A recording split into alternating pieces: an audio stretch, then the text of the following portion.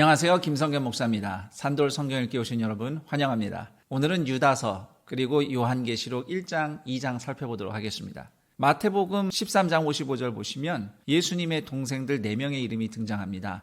야고보, 요셉, 시몬, 유다. 야고보는 사도행전 15장에도 나오고 야고보서를 쓴 사람이기도 하고요. 유다는 유다서를 기록했습니다.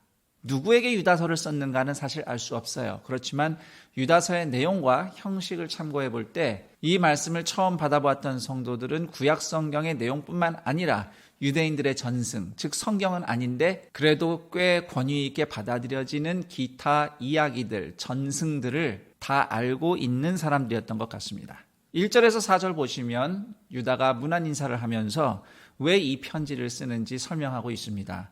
그 당시 교회에 복음은 믿는다면서 타락한 생활을 하는 사람들이 있었어요. 그들이 교회를 혼란스럽게 만들었습니다. 그래서 교회가 그들을 경계하고 복음을 잘 붙잡으라고 이 편지를 썼다. 이런 내용이 나오는데 4절에 보시면 하나님의 은혜를 도리어 방탕한 것으로 바꿨다. 이렇게 말씀하고 있어요.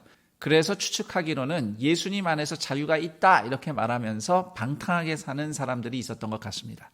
그런 행동은 4절 뒷부분에 적힌 것처럼 홀로 하나이신 주제, 곧 우리 주 예수 그리스도를 부인하는 배신 행위가 되겠습니다. 그래서 5절 이하를 보시면 구약시대 하나님께 반역하고 방탕한 사람들이 하나님께 어떻게 심판받았는지 그 예를 쭉 나열하고 있습니다. 광야 시절 불순종했던 이스라엘 사람들, 타락해서 멸망당한 소돔과 고모라, 가인, 발람에 대해서는 민수기 22장에서 25장 사이 그리고 31장 16절을 참고해 보시면 되겠습니다. 그리고 레위인 고라의 반역도 인용되고 있는데 이것은 민수기 16장을 살펴보시면 됩니다. 그런데 유다서에 참 까다로운 내용이 나옵니다. 6절, 9절, 14, 15절 내용이에요. 타락한 천사 이야기, 천사장 미가엘과 마귀의 대화, 에녹 선지자 이야기. 이런 이야기들은 사실 성경에 나오진 않고 유대인들이 성경 옆에 두고 읽었던 어떤 기타 종교 문서들, 전승들에 나오는 내용입니다. 그래서 혹자들은 이 이야기가 성경에 나왔으니까 그 책들도 성경처럼 인정해줘야 된다 이렇게 주장을 하는데 그러면 성경을 또 오염시키는 결과가 일어나죠. 그래서 그런 성경 외의 다른 자료들을 참고는 하는데 성경처럼 받아들일 수는 없습니다. 대신 성경에 인용된 만큼만, 성경에 인용된 그대로만 하나님의 말씀으로 받으면 됩니다. 그리고 사실 14, 15절의 내용은 에녹서라고 하는 책에서 인용을 한 건데 그 내용 자체가 구약 성경에서 따온 거예요. 신명기 33장 2절, 스가랴서 14장 5절, 이사야서 66장 15, 16절 등을 가져와서 조합을 한 내용이기 때문에 원래 그게 성경에 있던 내용이니까 오히려 14, 15절은 크게 어려움이 없습니다. 그리고 천사장 미가엘이 욕해도 마땅한 마귀에게 그렇게 험한 말이나 비방은 하지 않고 하나님께 심판을 맡기는 태도로 보였다는 그 이야기는 오히려 우리가 좀 주목해야 됩니다. 성도가 어떻게 언어 생활을 해야 되는지 아주 잘 보여주고 있는 이야기라고 하겠습니다. 그렇게 해서 20절에서 25절은 이제 마지막 결론과 권면이 나오는데 성도 공동체가 성전으로 세워지는 그림을 떠올리면서 이 구절들을 읽으면 이해가 되실 겁니다. 그 성전의 기초는 지극히 거룩한 믿음, 즉 복음이며 그리고 그 건물에 2 기둥이 있어요. 성령으로 기도하는 생활, 그리고 하나님 사랑 안에서 자기를 지키는 순종.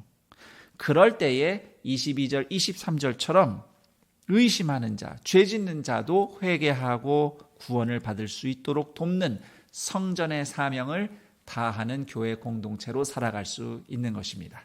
여기까지가 유다서의 내용이 되겠습니다. 자, 그럼 이제부터 신약 성경의 마지막 책 요한계시록 들어가 보도록 하겠습니다. 요한이 기록했기 때문에 요한계시록이라고 써있긴 한데 1장 1절을 보시면 예수 그리스도의 계시라고 적혀 있어요. 어쩌면 진짜 제목은 예수 계시록이라고 해야 될 것 같습니다. 그런데 여기서 중요한 것은 계시라고 하는 단어입니다. 계시, 헬라어로 아포칼립시스라고 해요. 이 아포칼립시스라고 하는 단어는 단순히 하나님이 알려주신 말씀이다 이런 뜻의 단어가 아니고 상징과 환상을 주로 사용하는 성경의 한 종류를 의미하는 단어입니다. 땅에서 벌어지는 역사에 대한 하늘의 관점을 여러 가지 상징적인 언어로 표현한 말씀이에요. 그래서 이 계시록을 잘 이해하려면 구약에 같은 방식으로 기록된 아포칼립시스의 분류가 되는 에스겔서, 다니엘서를 잘 참고해야 됩니다. 요한계시록은 갑자기 하늘에서 뚝 떨어진 비밀 말씀이 아니라 구약에 이미 다 예언이 된 구원에 대한 역사가 예수 그리스도와 오늘날 교회를 통하여서 어떻게 성취되어 가는지를 보여주는 성경 말씀입니다. 그래서 무슨 미래에 대한 암호를 풀듯이 요한계시록을 읽으면 이단이 되는 겁니다. 요한계시록에 나오는 이미지, 숫자, 단어는 문자 그대로 받으면 안 돼요. 이건 다 상징입니다. 그리고 그 배경은 다 구약 성경에 있어요. 그리고 분명히 요한계시록에 미래에 대한 말씀이 담겨 있긴 하지만 요한계시록의 내용 대부분은 1차적으로는 1세기 로마 시대를 살아가는 초대 교회에 대한 말씀이에요. 자, 그럼 요한계시록 1장 살펴보도록 하겠습니다. 요한계시록 1장은 이 말씀이 예수 그리스도의 계시이며 아시아, 즉 터키의 7 교회에 편지하는 내용이라고 밝힙니다. 여기서 7이란 숫자는 성경에서 완전수죠. 그러니까 꼭 7 교회만을 가리킨다기보다는 모든 교회를 향한 메시지라고 이해할 수 있습니다. 요한계시록 서론에는 예수님을 묘사하는 중요한 표현이 등장합니다. 4절에 이제도 계시고 전에도 계셨고 장차 오시리. 8절에서는 또 이렇게 표현되어 있어요. 예수님은 알파와 오메가다. 알파는 헬라어의 첫 번째 글자고 오메가는 맨 마지막 글자입니다. 풀어 말하면 예수님은 시작이고 끝이시다. 사실 이 표현은 구약에도 등장하는데 하나님의 별명입니다. 따라서 예수님이 하나님이시다. 그분이 창조주이고 심판주이시다. 이런 의미인 것이죠. 9절 이하에서 본격적으로 요한의 이야기가 풀어지는데 요한이 반모섬에 있을 때 예수님이 나타나셔서 말씀을 주시기 시작하는 이야기가 기록되어 있습니다. 예수님께서 에베소, 서머나, 버가모, 두아디라, 사데, 빌라델비아, 라오디게아 이 7개의 도시에 있는 교회들에게 말씀을 전하시겠다고 하는데 그때 요한이 본 예수님의 모습이 12절에서 16절 사이에 묘사가 돼 있어요. 이 묘사된 예수님의 외모를 보면 다니엘서 7장 9절에서 10절 그리고 10장 4절에서 6절 사이에 묘사된 신적인 존재, 인자의 외모와 동일합니다. 인자, 인간이 되어 이 땅에 오신 하나님의 아들을 일컫는 표현이에요. 그러니까 1장 13절은 예수님이 바로 다니엘이 봤던 그분이다. 이런 의미가 되는 것이죠. 그리고 요한이 본 7 금촛대 그리고 예수님의 가슴에 있는 금띠 이런 것들은 성전 성소 안에 대제사장이 서 있는 장면이에요. 그러니까 요한은 일종의 하늘 성소를 본 것이라고 이해할 수도 있는데 하지만 그렇다고 해서 요한이 본 것이 진짜 하늘 성소의 모습이다 이렇게 생겼다라는 의미보다는 이게 상징인 겁니다. 20절을 보시면 7 별은 7 교회의 사자라는 단어 자체는 천사라고도 번역되지만 여기서는 교회 리더라고 번역할 수도 있습니다. 그리고 7 금촛대는 7 교회를 얘기해요. 그래서 예수님이 7 금촛대와 7 별과 함께 있는 장면은 그 당시 교회가 아무리 심한 박해와 고난을 받고 있더라도 예수님이 다스리고 계시다는 것을 보여주는 상징적인 장면이라고도 해석할 수 있습니다. 그리고 요한계시록 2장부터는 본격적으로 7 교회들을 향한 예수님의 말씀이 등장합니다. 우선 1절부터 7절까지는 에베소 교회에 대한 메시지예요. 2절 3절에서는 복음의 진리를 잘 지켜 거짓 가르침을 분별하고 박해를 견딘 것을 칭찬하는 말씀이 나오지만 4절에 보시면 처음 사랑을 버렸다 이렇게 경고하고 있습니다. 여기서 처음 사랑을 버렸다는 것은 무슨 열정이 사라졌다 의미가 아니고 행위가 변질됐다는 뜻이에요. 그래서 5절을 보시면 처음 행위를 다시 회복하라 이렇게 권면하죠. 그리고 6절에 보면 니골라당이 언급이 됩니다. 14, 15절로 좀 점프를 하면 니골라당은 우상의 제물을 먹고 음행을 저지르며 또 그런 죄를 조장하는 사람들이라고 설명되어 있는데 우상 제물이나 음행에 대해서는 사도행전 15장 그리고 고린도전서 8장을 좀 참고해 보시면 좋겠습니다. 그래서 에베소 교회는 이 죄를 회개하고 첫사랑을 회복해야 된다 이런 말씀을 하고 있는 거고요. 8절부터 11절 사이에서는 서머나 교회에 대한 메시지입니다. 서머나 교회는 9절에 보시면 자칭 유대인이라 하는 사람들에 의해서 박해를 받고 있었는데 실제로 유대인은 아니지만 자칭 유대인이라고 한다면 아마도 유대교로 개종을 한 이방인들이 아닌가 이렇게 생각이 됩니다.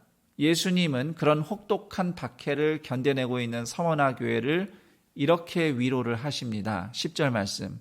너는 장차 받을 고난을 두려워하지 말라. 그리고 중간 내용 건너뛰어서 너희가 10일 동안 환난을 받으리라. 네가 죽도록 충성하라. 그리하면 내가 생명의 관을 내게 주리라. 여기서 10일 동안 환난 받는다 했는데 문자적으로 10일이라고 해석하기는 좀 어렵고요. 성경에서는 10이라는 숫자가 꽉 찬 숫자입니다. 그러니까 상당 기간 힘들겠지만 고난의 기간이 꽉 차면 끝날 때가 온다. 이렇게 예수님이 약속해 주시는 겁니다. 그리고 12절부터는 버가모 교회에 대한 메시지가 있는데요. 우선 13절에서 사탄의 권자가 있는 도시에서도 예수님을 믿는 믿음을 저버리지 않았다 칭찬해 줍니다. 이 사탄의 권자는 두 가지 중에 하나라고 학자들이 얘기해요. 버가모에 있는 제우스 신전이거나 아니면 로마 황제와 아스클레페이온이라는 신을 같이 섬기는 거대한 신전 센터였을 것이다. 이런 정도 추측됩니다. 그러나 버가모 교회도 에베소 교회처럼 우상제물과 음행과 관련된 죄 문제가 있었어요. 그걸 회개하라고 성경은 촉구합니다. 18절부터는 두아디라 교회를 향한 메시지입니다. 우선 그들의 믿음과 섬김을 칭찬해 주는데 20절에 보시면 여자 이세벨을 용납하여서 행음하고 우상제물 먹는 죄를 졌다. 이런 내용이 나옵니다. 이세벨이 누군지는 사실 나와 있지는 않아요. 그런데 분명한 것은 에베소 교회와 버가모 교회처럼 지금 같은 죄에 빠져 있습니다. 그래서 예수님은 두아디라 교회도 그 죄를 근절하고 믿음을 회복할 것을 촉구하고 있습니다. 자, 이렇게 요한계시록 2장까지 내용을 살펴봤습니다. 그럼 전 여기서 인사드리고 내일 그 다음 내용과 함께 여러분 다시 찾아뵙도록 하겠습니다. 감사합니다.